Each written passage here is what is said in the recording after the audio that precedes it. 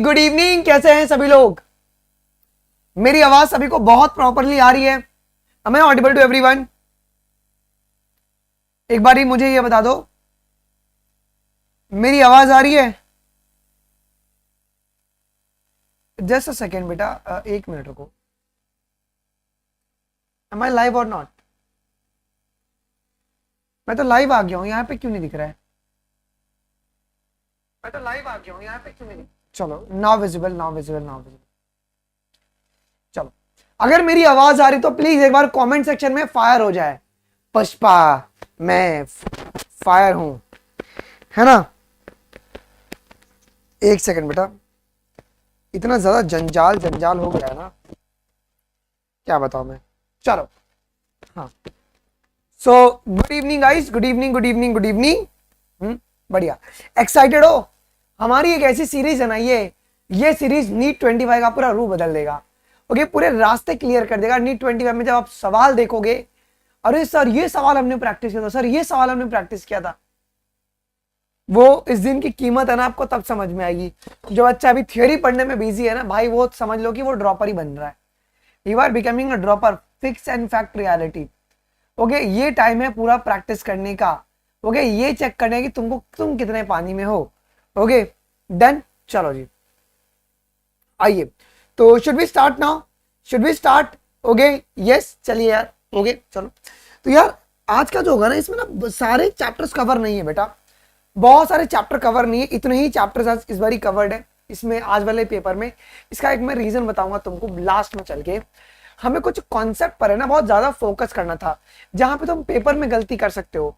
Okay, यहाँ पे तुम वो गलती ना करो, उसके लिए मैंने ना किसी चैप्टर पे, मतलब ये तो डेली क्लासेस चल रही है ना, तो मैं क्या कर रहा हूँ कि किसी चैप्टर पे बहुत ज्यादा फोकस कर रहा हूँ कि अगर वैसे सवाल है तो तुम डरो नहीं। You should be able to solve that question guys, ठीक है? चलो आ जाओ।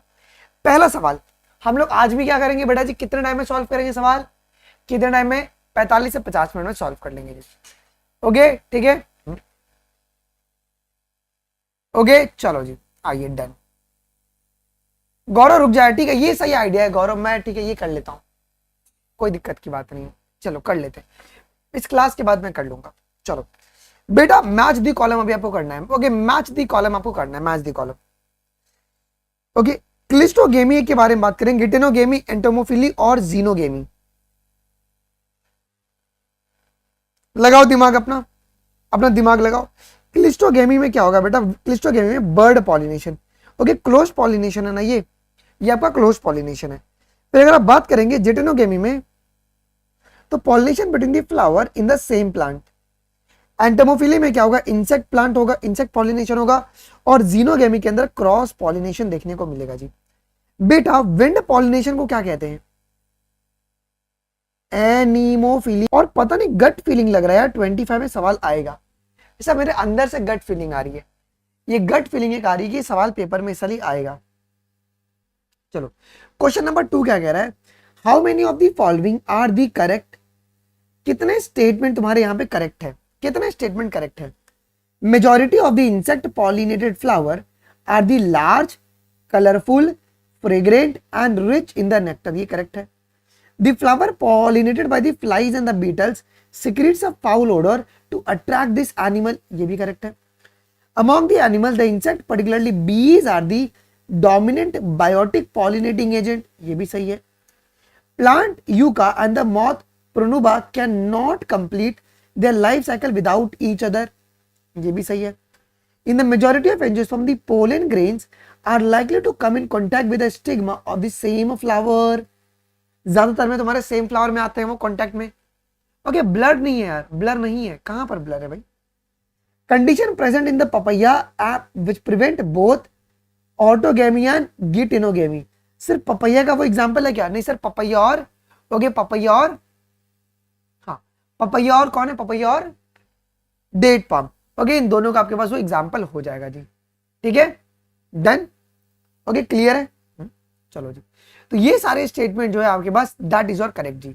ओके आ जाओ जी, 6 के 6 करेक्ट है। अब यार यहाँ पे ना मैच दी कॉलम करना है, यहाँ पे मैच दी कॉलम करना है। काम करता हूँ मैं ना, इसका जो ऑप्शन है क्वेश्चन नंबर 3 का जो ऑप्शन है वो मैं पेज पे ही लेकर आ जाता हूँ। Just give me a second बेटा जी। क्वेश्चन नंबर 3 का जो ऑप्शन है वो मैं पेज पर ही लेकर आ जाता हूं, वो अगले पेज पर क्यों है, मैं यहीं पर है ना पेस्ट कर देता हूं, विजिबल है। क्वेश्चन नंबर 3 का आपका ऑप्शन है ना, यहीं पर मैंने डलवा दिया है जी। चलो अब मैं जाऊं तो जाऊं कहां पर, पहले आप लोग खुद ट्राई करके कर लो, आप लोग एक बार पहले खुद ही ट्राई कर लो। Okay, exophthalmic goitre, acromegaly, Cushing syndrome और क्रिटिनिज्म कर दिया आप लोगों ने? ओके कर लिया। ओके क्वेश्चन नंबर 3 क्या होगा इसका आंसर, अभी अपन जोड़ी मिलाते हैं बेटा। एक्सोप्लाज्मिक गॉइटर के बारे में अगर हम बात करेंगे तो यहां पर क्या हो रहा है, हाइपर सिक्रेशन हो रहा है थायराइड हार्मोन का विच इज प्रोट्रूडिंग आईबॉल्स, ठीक है। एक्रोमेगेली में क्या हो रहा है जी, एक्सेसिव आपके पास ग्रोथ हार्मोन सिक्रीट कर रहा है। कसिंग सिंड्रोम में अगर हम बात करेंगे तो क्या हो रहा है जी, कॉर्टिसोल्स का एक्सेसिव सिक्रीशन हो रहा है। और क्रिटिनिज्म में तुम्हारे पास हाइपो सिक्रीशन हो रहा है थायराइड हार्मोन का, जो कि स्टंटेड ग्रोथ कॉज कर रहा है। क्या होगा आपका, D will be the correct option, D will be the correct option. तो क्वेश्चन नंबर 3 के ऑप्शंस आपके यहां पे थे, D will be the correct option, D will be the correct. कौन है वो सी वाला, बदल रहे हो अपना आंसर? अच्छा, सिलेक्ट दी इनकरेक्ट स्टेटमेंट, कौन सा स्टेटमेंट आपका इनकरेक्ट है? इनकरेक्ट बेटा, जीआईटी मेरे पास 4 मेजर पेप्टाइड हार्मोन सिक्रेट करते हैं क्या, सीसी के, सिक्रेटिन, जी के क्या कहते हैं, gastrin, several other non endocrine tissue secretes a hormone जिसे अपन ग्रोथ फैक्टर कहते हैं। हार्मोन रिसेप्टर जो है वो कहां पे लोकेटेड है बेटा जी, टारगेट टिश्यू में ही लोकेटेड होता है क्या जी, ये ध्यान रखना है। जो रिसेप्टर होगा आपका हरदम हार्मोन का, वो टारगेट टिश्यू पे ही मिलेगा और कहीं पे नहीं मिल सकता है। तो डी इज योर करेक्ट। आ जाओ जी, very very important question. Okay, C C के gastric inhibitory peptide, growth factor and juxtamedullary cells. चलो आ तो जोड़ी मिलाओ।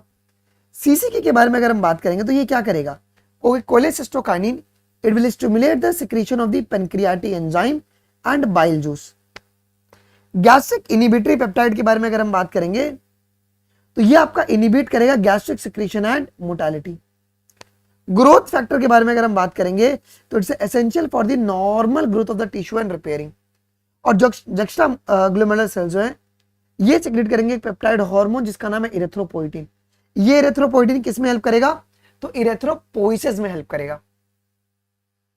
चलो एक ये भी सवाल बहुत ही ज्यादा इंपॉर्टेंट है, match the column 1 with column 2। Okay, protein hormone, steroid hormone, iodothyronine और तुम्हारे अमीनो एसिड डेरिवेटिव।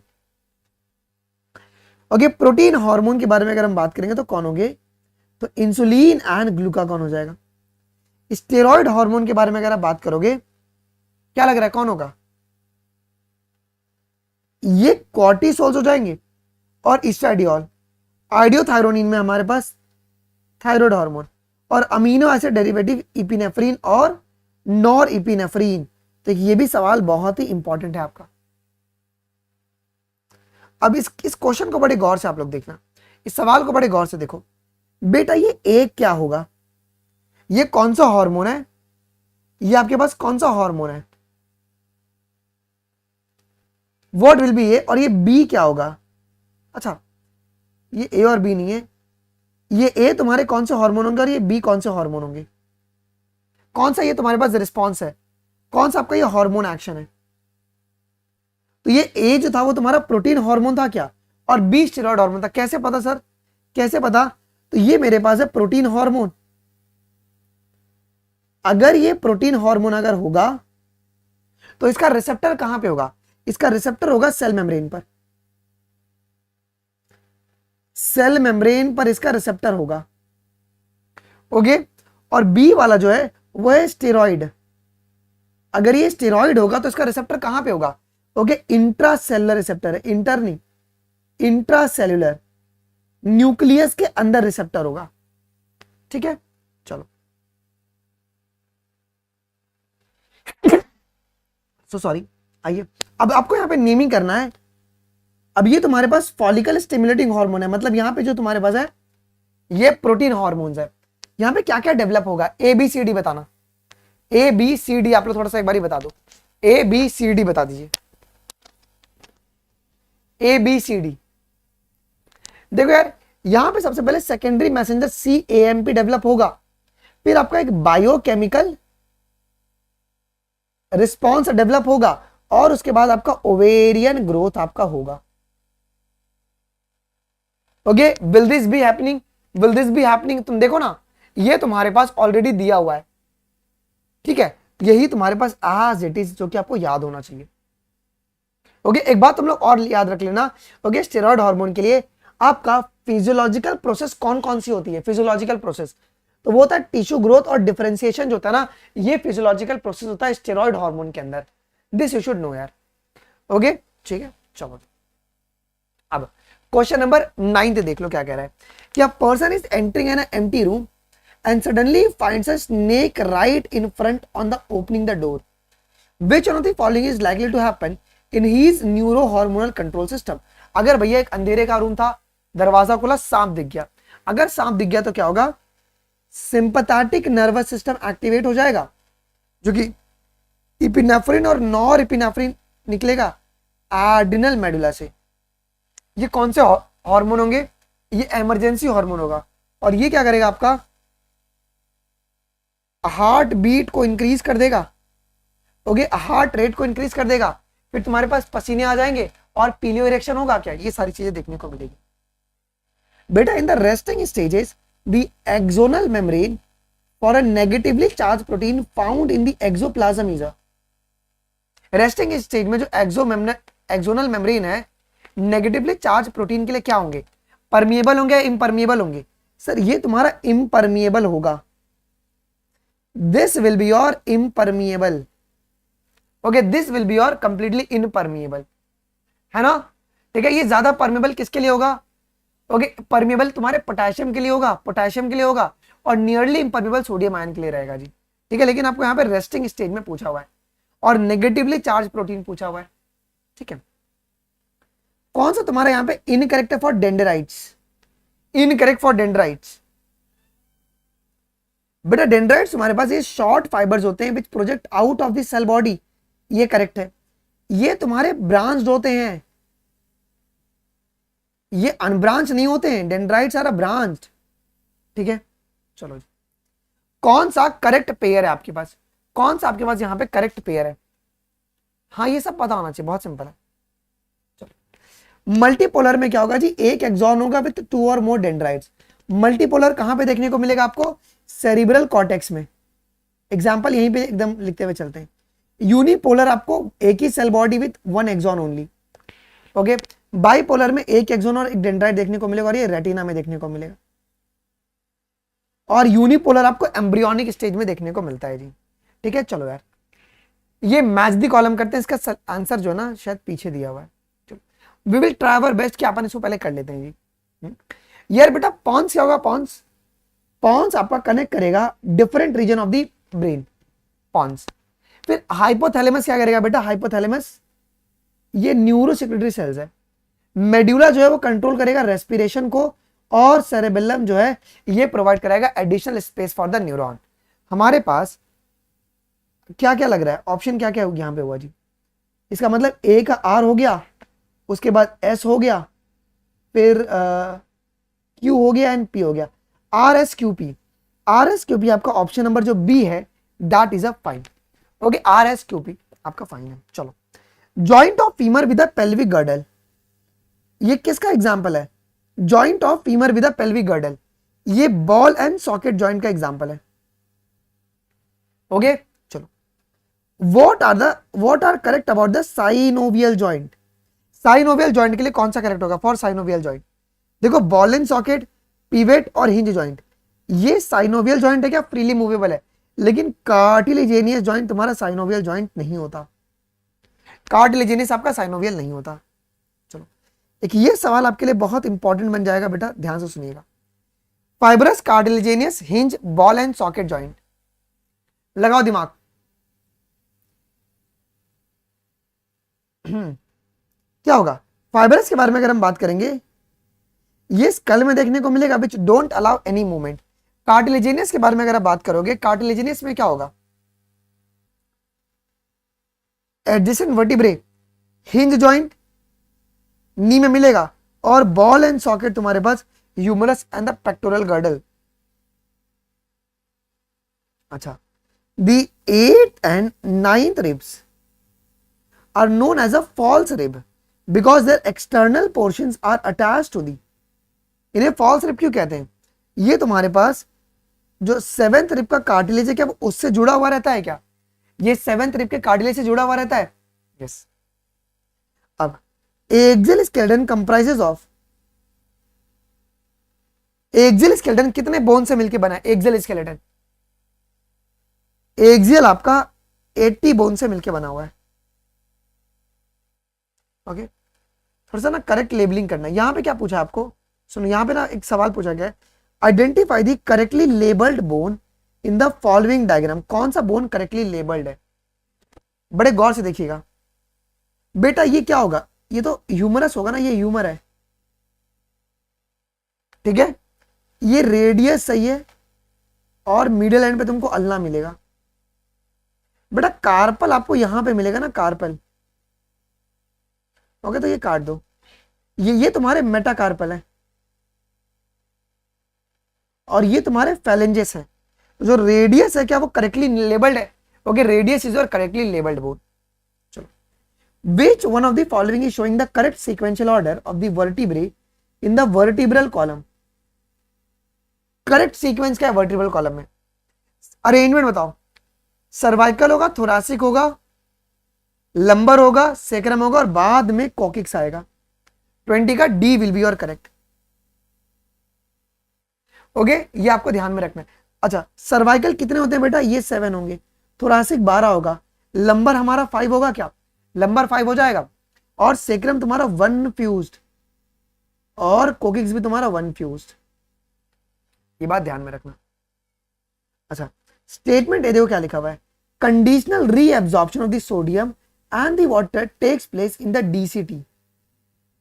ओके, ये बात सही है, ये बात एकदम सही है। DCT is not capable of reabsorption of bicarbonate and selective secretion of hydrogen and potassium ion. क्या ये तुम्हारे पास कैपेबल नहीं है? Is it not capable? Sir ये कैपेबल है। स्टेटमेंट बी को काटो और स्टेटमेंट ए एकदम सही है, ठीक है। चलो जी, आ जाओ।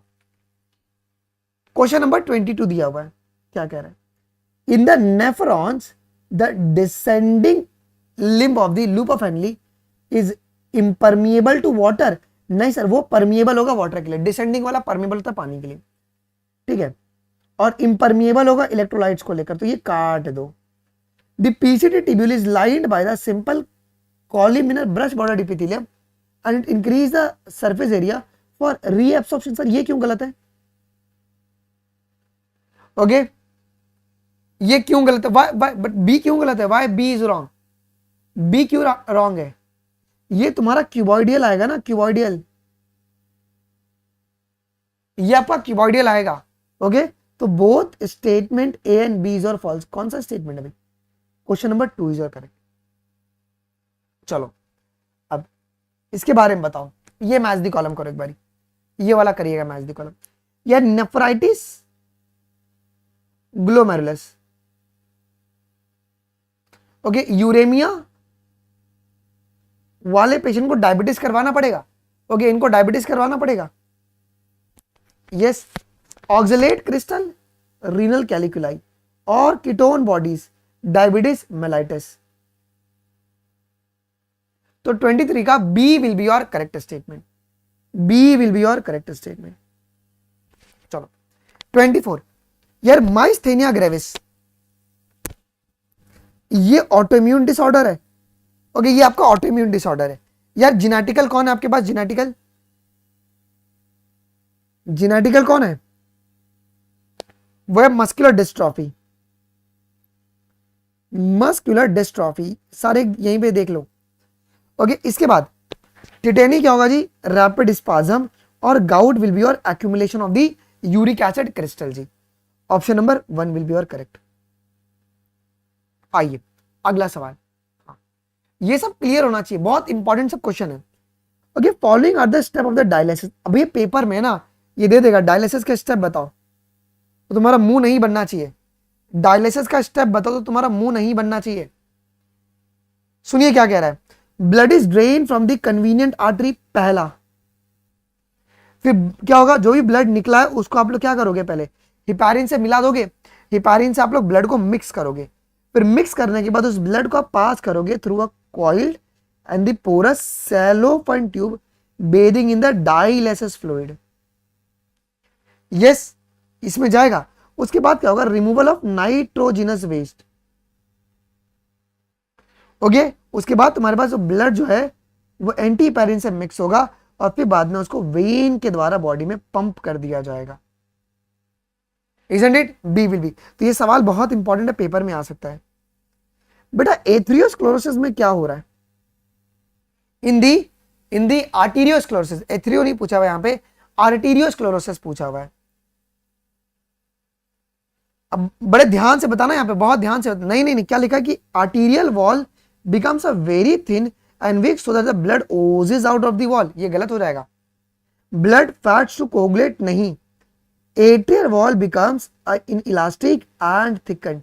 आर्टेरियोस्क्लेरोसिस में यही होता है, जो आर्टेरियल वॉल रहते हैं वो इलास्टिक बन जाता है और ये तुम्हारे थिक हो जाता है, इट इज अ थिकन्ड। कॉलम 1 और कॉलम 2 वेरी वेरी इंपॉर्टेंट, ये सवाल एक तुम्हारा आएगा, ठीक है। ओके, थ्रोम्बिन के बारे में अगर आप बात करोगे तो थ्रोम्बिन क्या है, थ्रोम्बिन फाइब्रिनोजेन को फिब्रिन में कन्वर्ट करवाएगा कन्वर्ट, ठीक है। थ्रोम्बोकाइनेज जो होता है वो प्रोथ्रोम्बिन को थ्रोम्बिन में कन्वर्ट करवाएगा। कैल्शियम जो है ये इंपॉर्टेंट रोल प्ले करेगा ब्लड क्लॉटिंग में, और ब्लड स्कम जो होते हैं it's a clot mainly formed of the network of the thread which is called a fibrins. तो D will be your correct option. अच्छा, ये भी एक बहुत इंपॉर्टेंट सवाल, बाइकस्पिड, ट्राइकस्पिड और सेमी ल्यूनर वेल कहां पे। बाइकस्पिड जो होगा बेटा, it will guard the opening between the left atrium and left ventricle। Tricuspid जो होगा, it will guard the opening between the right atrium and right ventricle। Semilunar valve जो होगा, it will guard the opening of the right and left ventricle into the pulmonary artery and aorta respectively। बढ़िया, चलो। Which of the following sequence is a true for truly systemic circulation pathway. बेटा एक सवाल तो आने ही आना है, या तो सिस्टेमिक पे है या तो पल्मोनरी पे है, ये सवाल आपका आएगा ही आएगा, या तो ये सिस्टेमिक पे आएगा सवाल या आपका पल्मोनरी पे आएगा ही आएगा। Okay, get ready for this question. देखिएगा, सी पे टिक कर दूं, सुनो। तो left auricle, left ventricle, aorta, arteries, tissue, veins और उसके बाद right atrium, right atrium. Okay, this is your complete pathway of the systemic circulation. और मैंने आपको जैसे प्रीवियस क्लास में प्रॉमिस किया था, इसके ऊपर अपन एक डायग्राम वाला क्वेश्चन करेंगे जी। The given figure shows the symmetric plane of the blood circulation in the human, labelled A to D। Identify the correct label और उसके फंक्शन के साथ। कौन आपका यहाँ पे करेक्टली लेबल्ड है, कौन करेक्टली लेबल्ड है। मैं थोड़ा इस साइड आ जाता हूं जिससे कि मैं आपको प्रॉपर्ली समझा पाऊं इस क्वेश्चन को। सुनो बेटा, ये ए क्या है, ये ए है पल्मोनरी वेन, ये है pulmonary vein.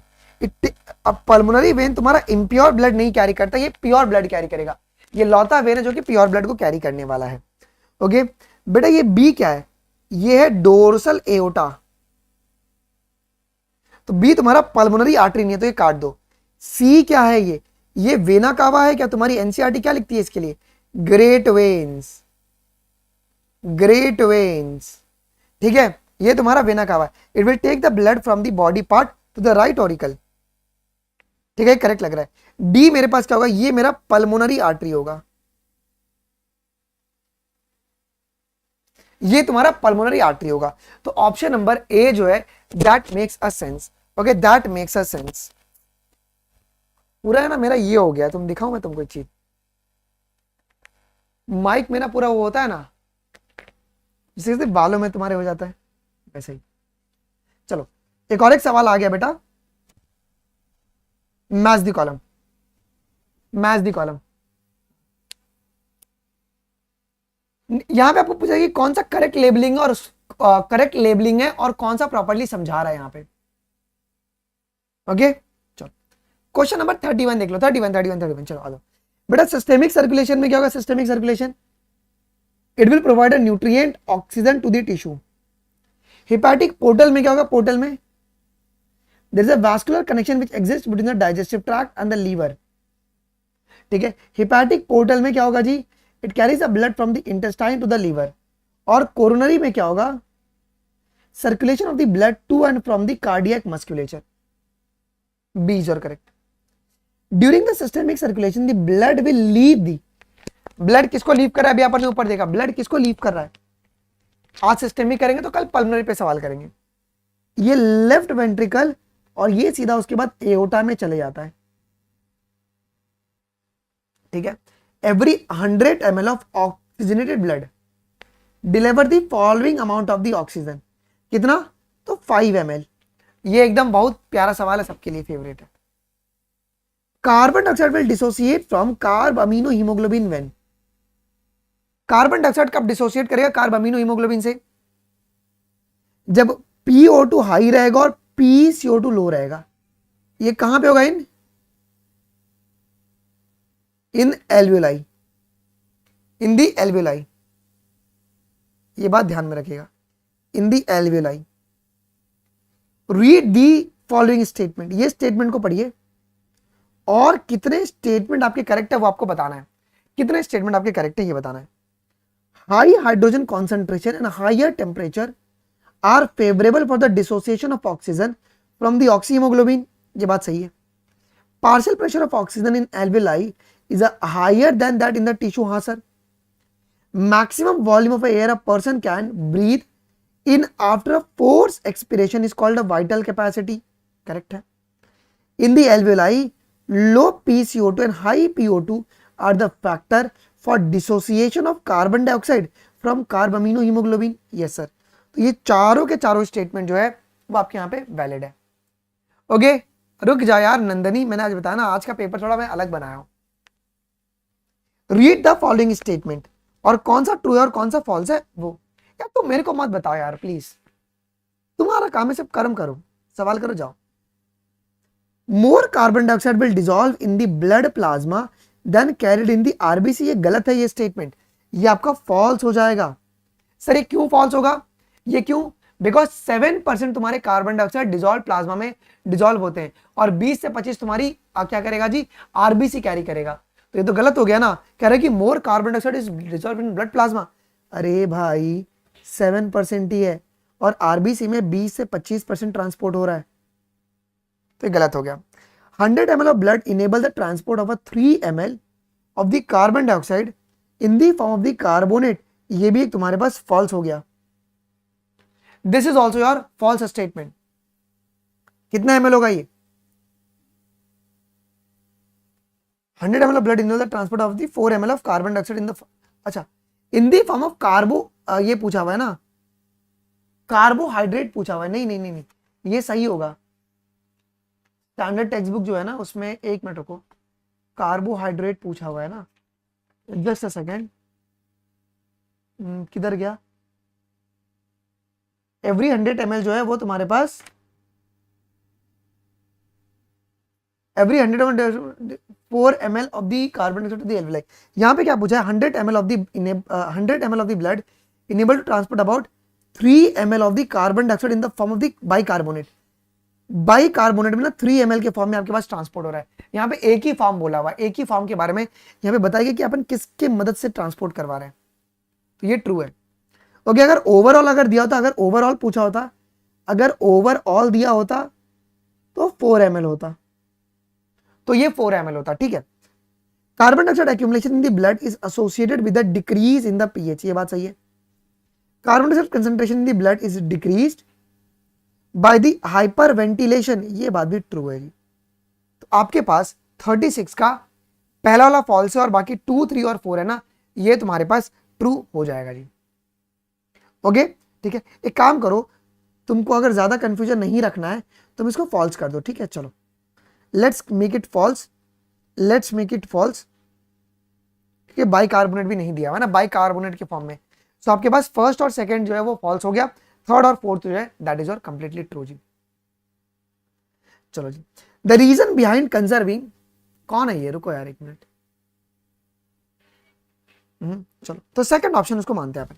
The reason behind the conservation conserving the biodiversity can be grouped into the categories which include, हम लोगों ने बेटा 3 कैटेगरी में रखा है क्या, 3 कैटेगरी वो कौन कौन सी है, एक होता है नैरोली यूटिलिटेरियन, ब्रॉडली यूटिलिटेरियन और तुम्हारा इथिकल यूटिलिटेरियन।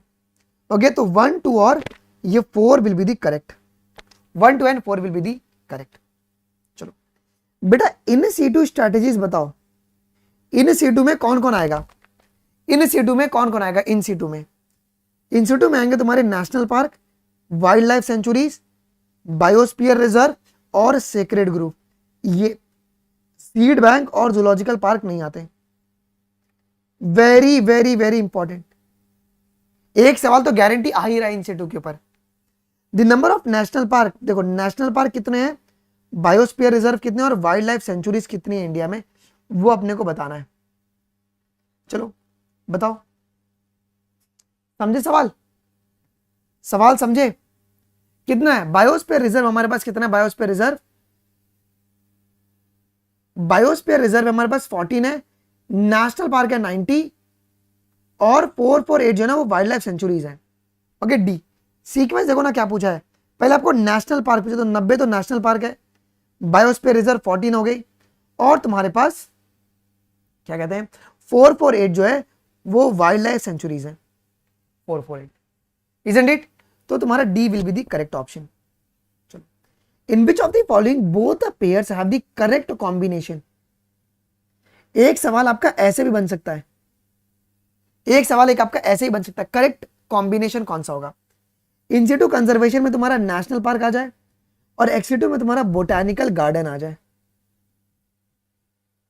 समझे, समझे, तो ये ध्यान रखना। अब मैच दी कॉलम करना है, match the column, India share the world land area कितना 2.4%, India share global species diversity कितना 8.1 और कितने स्पीशीज ऑफ प्लांट है इंडिया में तो 45,000, D will be the correct.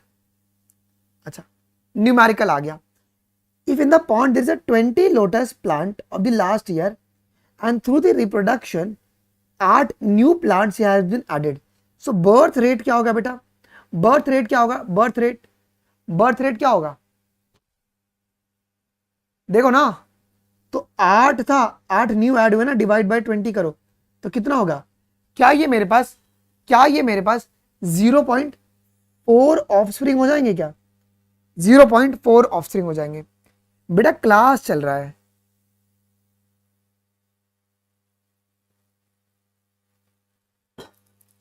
Okay yes. चलो what parameters are used for a tiger census in our country national park and sanctuaries, हम लोग कैसे करते हैं बेटा जी टाइगर का सेंसेक्स कैसे करते हैं, या तो पग मार्क लेंगे या तो फीकल पैलेट्स को लिया जाता है, ये दो ही तरीका है, ये दो ही तरीका है। ह्यूमन पॉपुलेशन क्या शो करेगा, ह्यूमन पॉपुलेशन क्या शो करेगा, ये आपका एस शेप्ड कर्व शो करता है, इसका मतलब क्या है कि रिसोर्सेज आर लिमिटेड, ठीक है। चलो अब ध्यान से ना इस पॉइंट को देखना, अगर ये ए क्या होगा और बी क्या होगा,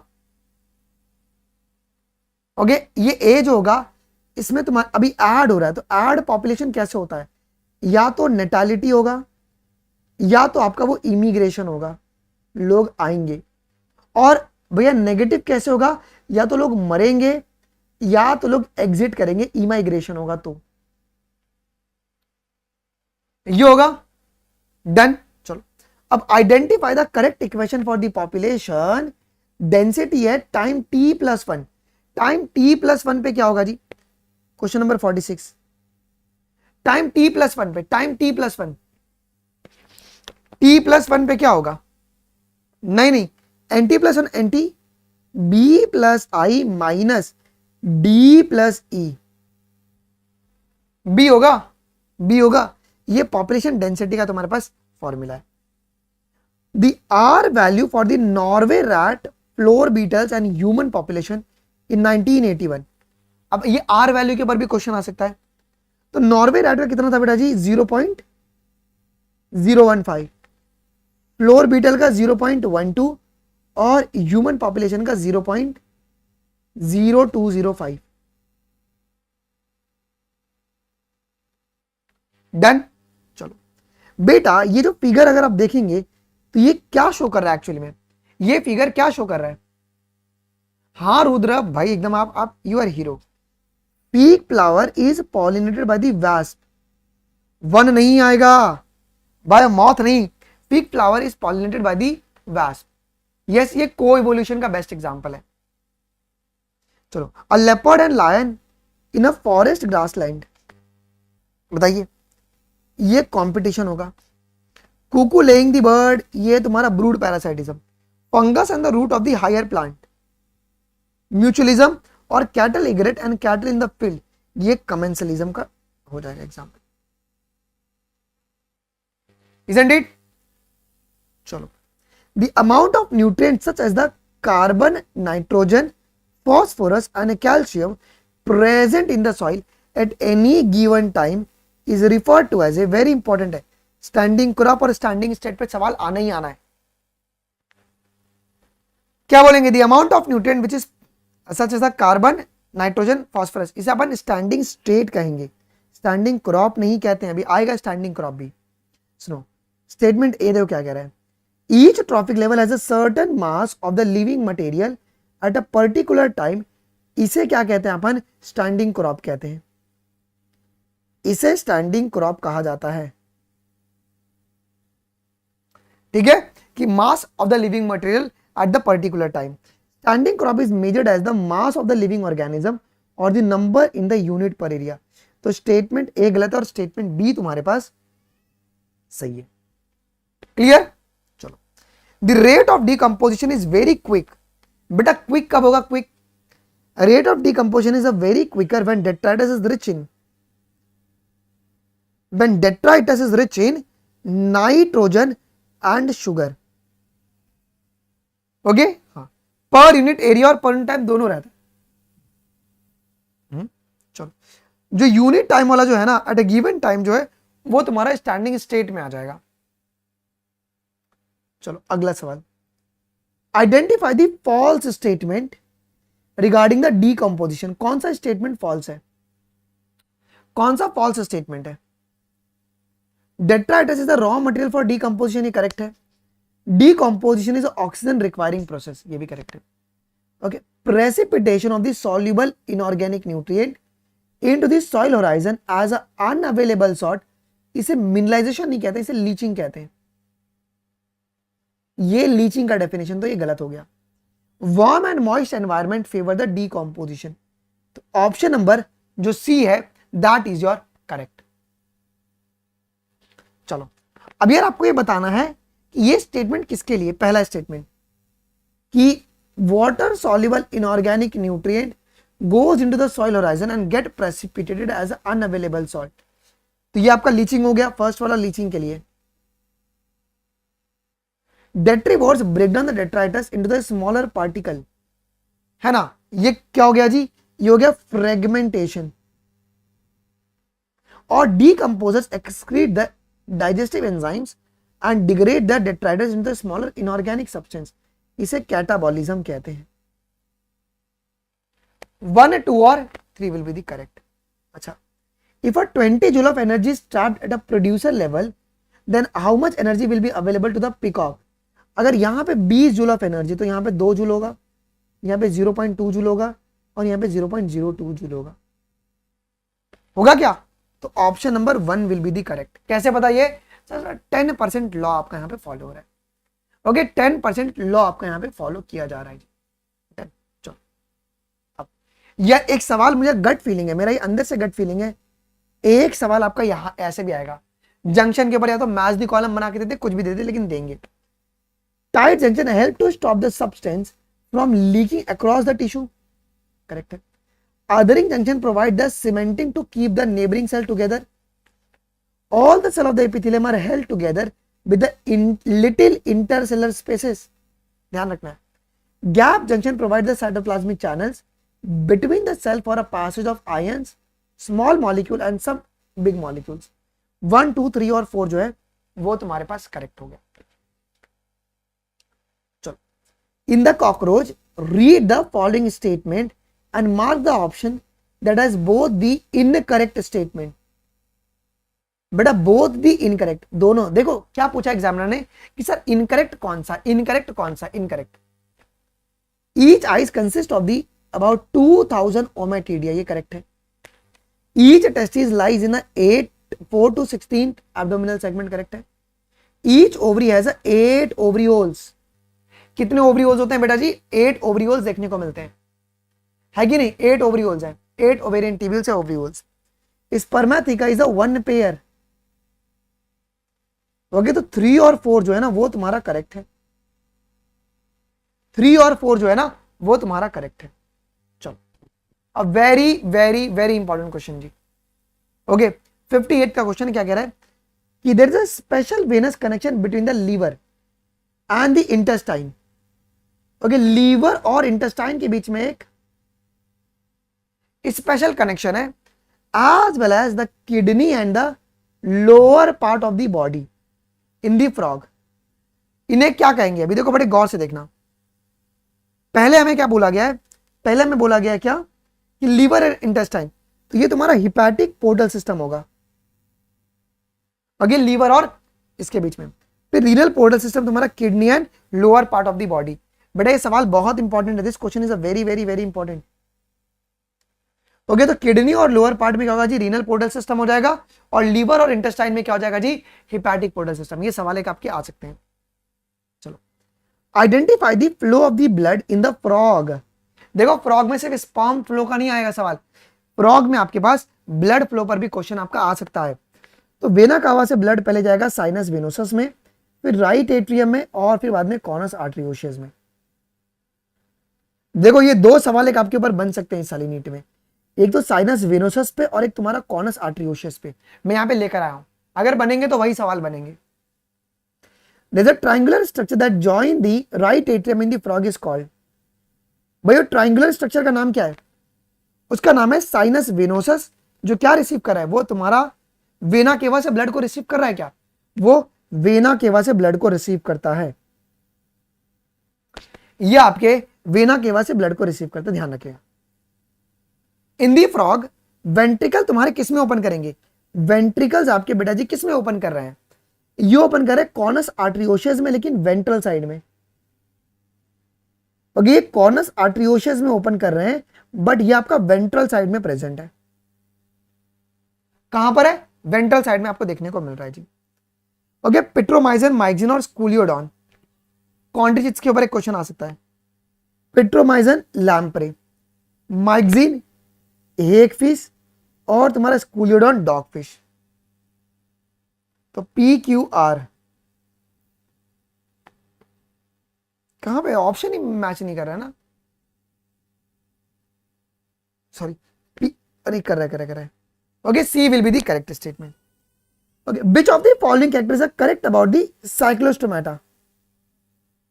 साइक्लोस्टोमाटा के लिए कौन सा करेक्ट है? साइक्लोस्टोमाटा में जितने भी लिविंग मेंबर्स हैं ऑफ द क्लास साइक्लोस्टोमाटा, ये तुम्हारे एक्टोपैरासाइट्स होते हैं क्या ऑन सम फिशेस. क्रेनियम और वर्टिब्रल कॉलम जो है वो तुम्हारा कार्टिलेजिनियस है और कोई भी पेयर्ड फिन्स नहीं मिलता है.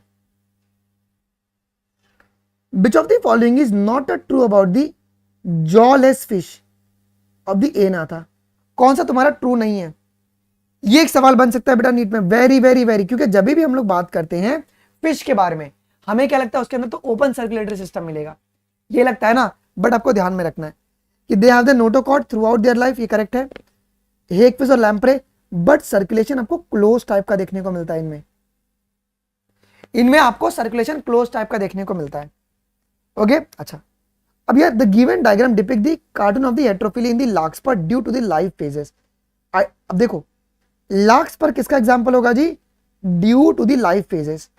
ठीक है, अब हमें फेज ए और बी बताना है. यहाँ पे फेज ए और बी बताना है यहां पे, फेज ए और बी। ये ए आपका जुवेनाइल फेज है और बी आपका एडल्ट फेज है। तो जुवेनाइल और आपका वो एडल्ट फेज है। क्लियर? अच्छा, एक ये सवाल भी तुम्हारे आ सकता है जी। The given type of heterophyllous development of the leaf shown by the buttercup. अब बटर कप ये कौन सा है तुम्हारा? ये वाटर हैबिटेट शो कर रहा है क्या? एनसीईआरटी का डायग्राम है सीधा, ये वाटर हैबिटेट। और जो मेन मेरा जो मकसद सवाल कराने का हेट्रोफिली के ऊपर वो यही था। 67वां क्वेश्चन मेरा मेन है, नीट में ये सवाल उठ के आएगा अगर उसको डालना होगा तो। Heterophylly in the cotton, heterophylly in the cotton is the plasticity due to the phase of the life. ठीक है, heterophylly in the buttercup, buttercup में क्या होगा जी? Due to the environment. और development is a sum of the growth and differentiation जी। Okay, one will be the correct statement. समझे ये सवाल कितना इंपॉर्टेंट है? चलो क्वेश्चन नंबर 68 देखिए। क्वेश्चन नंबर 6, मजा नहीं आ रहा है क्या? आज लग रहा है मजे नहीं कर रहे हो। चलो क्वेश्चन नंबर 68 क्या कह रहा है? 68 ऑक्सीन ये जाइलम का डिफरेंशिएशन करेगा, साइटोकाइनिन ये ओवरकम कराएगा अपाइकल डोमिनेंस को, gibberellins hastening the maturity period, ethylene जो है break the seed and bud dormancy. Abscisic acid तुम्हारा स्ट्रेस हार्मोन है जी। B will be the correct statement. एक ये सवाल बहुत ज्यादा आपके लिए इंपॉर्टेंट है, बहुत ज्यादा आपके लिए इंपॉर्टेंट है। क्या पूछा कि सर कौन सा आपके लिए करेक्ट होगा, सॉरी कौन सा आपका यहां पे इनकरेक्ट होगा? इनकरेक्ट पूछा आपको, इनकरेक्ट, इनकरेक्ट पूछा हुआ है, दिमाग लगाना। ओके चलो जी। रेडियोथेरेपी में tumour cells are irradiated lethally, ये बात सही है। कीमोथेरेपी में drugs are used to kill the cancerous cell. MRI detect the pathological and physiological changes in the living tissue. Computer tomography जो होगा it uses the X-ray to generate the 3 dimensional view. जो fourth वाला होगा ना ये तुम्हारा एक incorrect है। क्लियर? चलो अगला क्वेश्चन। बेटा कौन सा मेरा करेक्ट आंसर होगा? कौन सा आंसर करेक्ट होगा जी? Malignant tumour is normally remain confined to their original position. नहीं सर, कन्फाइंड वाला तुम्हारा बिनाइन है। और जो बिनाइन ट्यूमर है ये they are the mass of the proliferating cells. Benign tumour जो होता है वो तुम्हारे पास क्या होगा जी? बिनाइन ट्यूमर जो रहेगा कन्फाइंड रहेगा और मैलिग्नेंट ट्यूमर जो रहेगा वो तुम्हारे पास प्रोलिफरेट करेगा। तो जो प्रोलिफरेटिंग है, प्रोलिफरेटिंग जो है वो है तुम्हारा malignant. None are correct. Which of the following properties is the proposed by the malignant tumor? Okay, malignant tumor, malignant tumor। तो malignant tumor में सर कौन कौन सी प्रॉपर्टीज क्या होती है?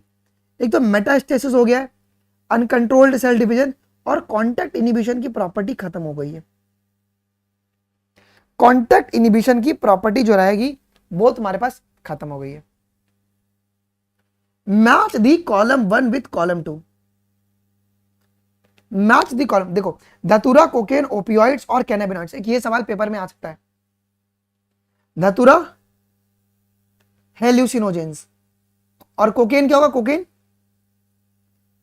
इरेथ्रोजाइलम कोका, ओपियोइड्स पैपेवर सोमनीफेरम और कैनाबिनॉइड्स कैनाबी सटाइवा। Isn't it? एक ये भी सवाल पेपर में आपके बन सकता है जी। ओके हाँ आगे बढ़ो।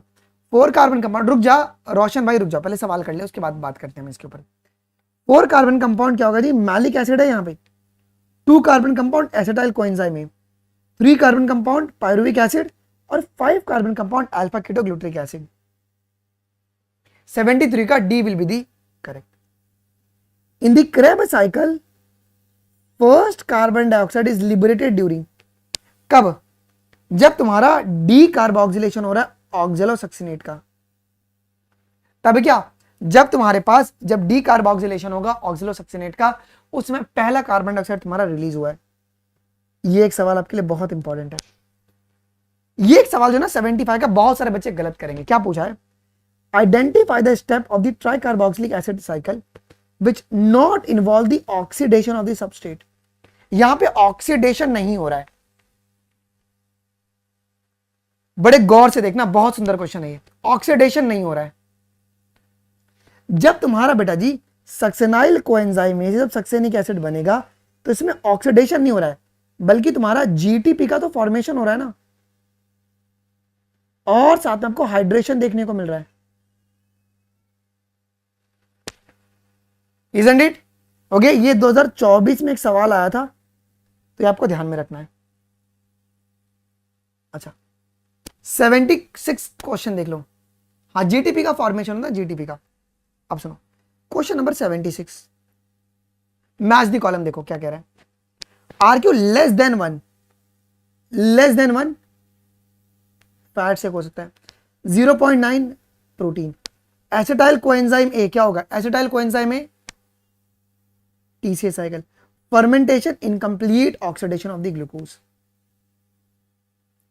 आ जाओ जी, कॉलम 1 और तुम्हारा कॉलम 2, 77। बेटा अब शुरू हो रहा है तांडव। अब आएंगे सब इवोल्यूशन के ऊपर, बहुत क्वेश्चन लाया हूं मैं आज। Adaptive radiation, Darwin finches. Convergent evolution क्या होगा, convergent evolution, convergent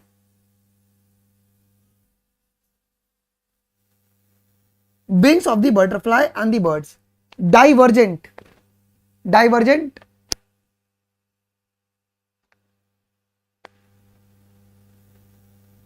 bone forelimbs in the bones of the forelimb in the man and the whale. And evolution by the anthropogenic में तुम्हारे पास herbicides हो गया, pesticides हो गया, ये सब। ऑप्शन नंबर 1, ठीक है। चलो, read the following 3 statement and mark the right option. कौन सा ऑप्शन तुम्हारे पास करेक्ट है वो मार्क करना है। Okay, which of the following option is a correct. Roshan नहीं, आपको सोलेनेसी और लिलियासी नहीं पढ़ना है। Thorns in the bougainvillea and the tendrils in the cucurbits, ये डाइवर्जेंट इवोल्यूशन का एग्जांपल है। Yes sir. Similarities in the eyes of the octopus and the monkey is the result of the convergent evolution, ये भी correct है। Potato और sweet potato जो है वो आपका एनालॉगी का एग्जांपल होता है। ये 2 करेक्ट है, isn't it? चलो, which of the following are the analogous structure। बेटा कौन आपका यहां पे एनालोगस स्ट्रक्चर है, एनालोगस। तो gills of the prawn and the lungs of the man, okay, that is a divergent evolution, है ना। फंक्शन ही इसका फंक्शन सेम है बट स्ट्रक्चर तुम्हारे पास अलग अलग हो गया, है कि नहीं। इसमें क्या हो रहा है, सिमिलर फंक्शन है बट आपका एम्ब्रियोनिक ओरिजिन अलग अलग है, यहाँ पे स्ट्रक्चर अलग अलग है, तो ये हो गया डाइवर्जेंट। चलो, एक ये सवाल लाया हूं जिससे कि तुम्हारा सारे के सारे ये एनालॉगस और डाइवर्जेंट कन्वर्जेंट सब रिवाइज हो जाएगा जी। क्या पूछा गया यहाँ पे, क्या पूछा गया यहाँ पे, 1 मिनट को यार, ये ना, हाँ चलो। How many example in the list given below represent the homology. Homology कौन कौन रिप्रेजेंट कर रहे हैं होमोलॉगी, तो forelimb of the cheetahs and the man, ये होमोलॉगी को रिप्रेजेंट करेंगे। Thorns of the bougainvillea and tendrils of the Cucurbita, ये करेंगे। Eyes of octopus and mammals, नहीं सर ये एनालॉगी हो जाएगा। ब्रेन ऑफ वर्टिब्रेट्स, ये करेंगे। Tendrils of cucurbits and pea नहीं होगा, और स्वीट पोटैटो और पोटैटो भी नहीं होगा। तो जो 3 है ना आपके पास, कौन कौन, 1, 2 और 4, ये लोग शो कर रहे हैं। 1, 2 और जो 4 है, ये 3 एग्जाम्पल तुम्हारे पास होमोलॉगी का एग्जाम्पल होगा जी। ओके, ये 3 आपके होमोलॉगी के एग्जाम्पल है। डन। चलो, अब which of the following describe the homologous structure। यार होमोलोगस स्ट्रक्चर का डेफिनेशन क्या होगा, होमोलोगस में क्या होता है, organ with the anatomical similarity but performing the different function, है कि नहीं। यही होता है क्या आपके पास होमोलोगस में, यही होता है क्या, होमोलोगस में एनाटॉमिकली सिमिलर रहेंगे बट फंक्शन अलग अलग परफॉर्म करें, तभी तो होमोलोगस तुम्हारे पास किसका एग्जांपल है, डाइवर्जेंट इवोल्यूशन का। क्लियर।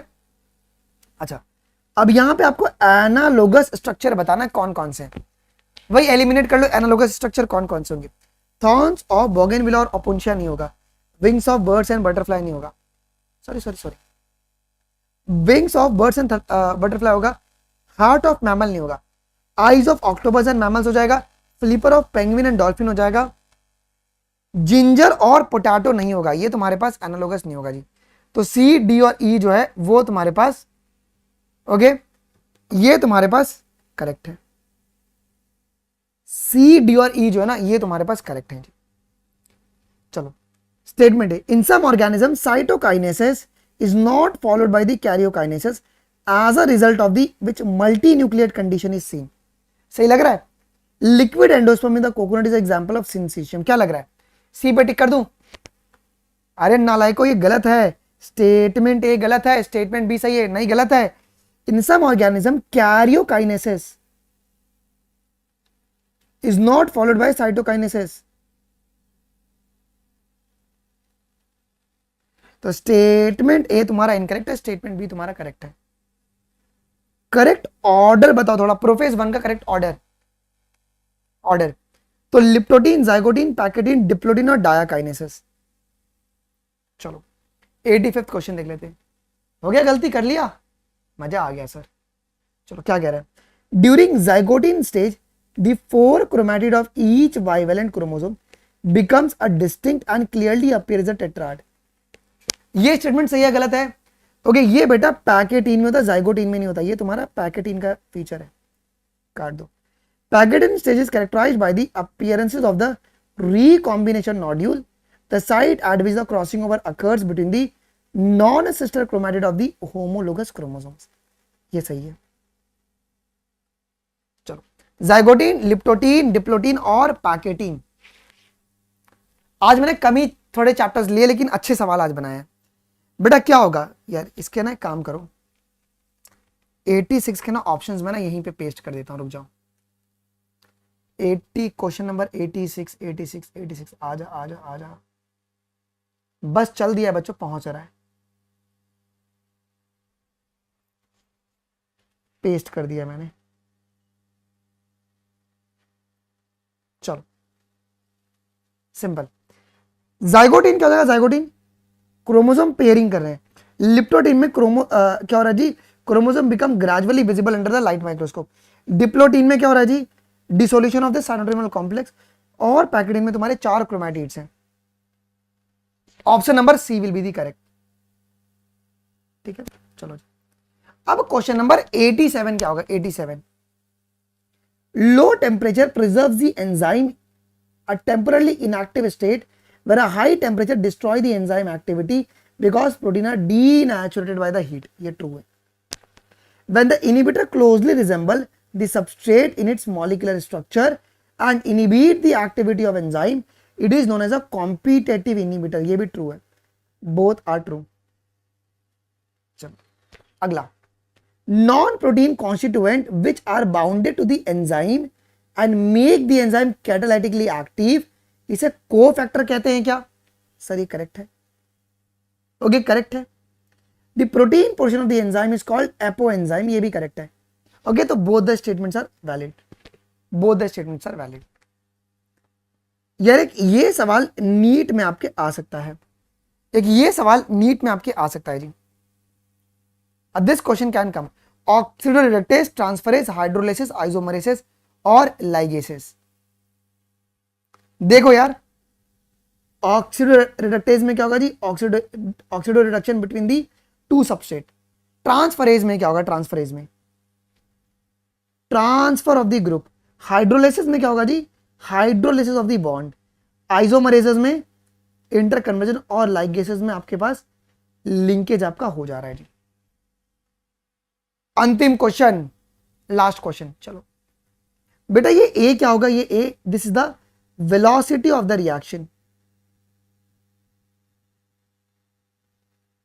ठीक है, और बी तुम्हारा क्या है जी? मिचेलिस कांस्टेंट Km है। बी इज योर Km जी। ठीक है, अब सुनो यार, सर आज आपने कम क्वेश्चन क्यों लाया? आज मुझे इफेक्टिव क्वेश्चन प्रैक्टिस करवाने का था। ओके, और कल क्या होगा? जो चैप्टर आज बचे हुए हैं, कल वो सारे चैप्टर को अपन टच करने वाले हैं। ये ठीक लग रहा है जिससे कि अपन सारे टॉपिक के ऊपर एक इक्वल वेटेज दे पा रहे हैं। ओके, हमको हर एक तरीके से प्रैक्टिस करना है, हम नहीं छोड़ सकते हैं। We can not compromise with any topic. Getting it? Okay ठीक है, अब नहीं सही है, सही है आश्लेषा, दैट इज अ सही। ओके ठीक है, हाँ चलेगा। ओके नहीं वो पहला डिकार्बोक्सिलेशन पूछा Ashlesha, that was first decarboxylation, ठीक है। सो कैसा लगा क्लास, मजा आ गया?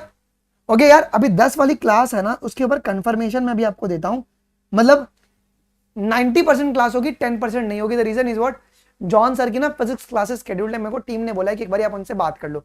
अब ये क्लास एंड हो जाएगा, मैं एक बार बात कर लूंगा, बिकॉज उनकी क्लास 8:30 से कुछ 3 घंटे चलने वाली है। तो I need to just talk to him to get the solution की क्या कर सकते हैं हम लोग, ठीक है। ओके तो वरना फिर कल मुझे 3 क्लासेस लेनी पड़ जाएगी थी। तो अभी रिकॉर्डिंग अवेलेबल होगा, तो प्लीज फीडबैक आप लोग कमेंट में डाल दीजिएगा, अपने स्कोर आप लोग बताया कीजिए, और क्लासेस के लिंक अपने दोस्तों को प्लीज शेयर किया करो यार, ठीक है। और उसी के साथ बेटा जी, आने वाले 27 तारीख को तुम्हारी केसीईटी की पेपर होगी, सॉरी केसीईटी मैं कह रहा हूँ, आने वाले 27 तारीख को तुम्हारी ऑल इंडिया मॉक टेस्ट होगी जी, जो कि कंप्लीटली फ्री है अनअकैडमी की तरफ से। आप लोग जरूर से इस पेपर को भी दीजिएगा। ओके डन, इसका भी लिंक आपको देखो यहाँ पे पिन मिल जाएगा। ओके लिंक यहाँ पे डिस्क्रिप्शन बॉक्स में और कमेंट सेक्शन में पिन किया हुआ है, ठीक है। एक बार प्लीज वीडियो को लाइक कर दो सभी लोग, पहले वीडियो को लाइक कर दो, या बहुत बच्चे वीडियो को लाइक नहीं करते हैं, ठीक है। चलो थैंक यू गाइस, मिलते हैं अपन अगली क्लास में। ओके चलो जी, हाँ डायग्राम बेस्ड क्वेश्चन भी करवा दूंगा जी। ओके चलो बढ़िया, thank you guys, thank you, जय हिंद, बाय, सी बाय।